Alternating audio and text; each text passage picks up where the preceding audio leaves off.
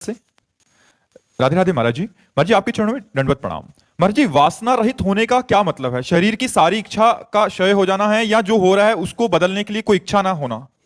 उपासना की इच्छा ही वासनाओं पर शासन कर सकती है। यदि भगवद उपासना नहीं तो वासनाओं का नाश हो ही नहीं सकता, क्योंकि उपासना से ही उपास्य देव की कृपा से ज्ञान प्राप्त होता है और ज्ञान से ही वासनाओं का नाश होता है। दुर्वासना मम सदा परिकर्षयन्ति। अनेक जन्म की दुर्वासनाएं हमारी चित्तवृत्ति में दबी हुई हैं। नई वासनाएं भोग करके संस्कार बन रहे हैं नए भोगों के, और पुराने तो है ही। तो भीड़ लगी हुई है वासनाओं की। एक वासना, दूसरी वासना, तीसरी वासना, ये उपासना से नष्ट होती है।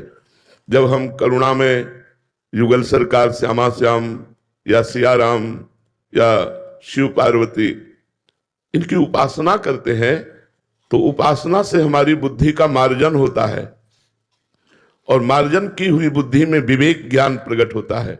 उसी ज्ञान के द्वारा ये समस्त भोग मिथ्या और वमन तुल्य, विष तुल्य रखते हैं, इसलिए उसका मन ही नहीं जाता किसी भोग में। इतना आनंद स्वयं में अनुभव में आता है कि उसका मन किसी भोगों में जाता ही नहीं।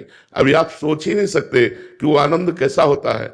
जो भगवदानंद है वो अपार, इतना आनंद की असहनीय हो जाता है, और उपासक चिल्ला चिल्ला कर रोने लगता है, हा कृष्ण, हा राम, हा शिव, हा प्रिया, ऐसे।